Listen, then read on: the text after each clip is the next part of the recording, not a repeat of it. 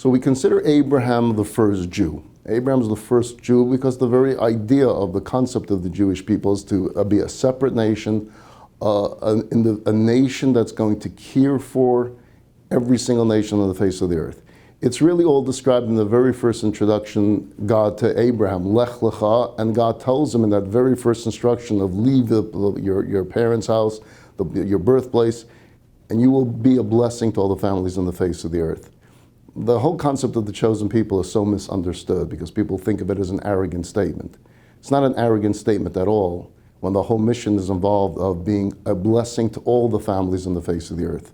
God cares for all of humanity, but humanity left alone was becoming a jungle. It was the survival of the fittest. Whoever was strongest was winning. Abraham comes along and teaches the world that there's a God in the world, there's morality in the world, there's ethics, there's kindness, there's chesed. All of this is the teachings of Abraham. But unlike Noah, who was the first tzaddik introduced to us in the Torah, is not the first Jew. Because Noah believed in God, Noah was a righteous person, Noah was a moral person, Noah was a good person. But he didn't feel the need to teach it to the neighbors. He didn't feel that it was his responsibility to go preaching to others. Abraham did, and thus that makes him the very first Jew.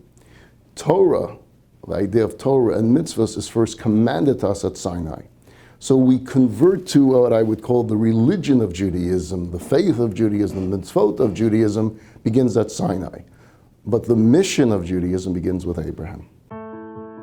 If you liked that video, hit the subscribe button and notification bell below for hours of the best Jewish content online.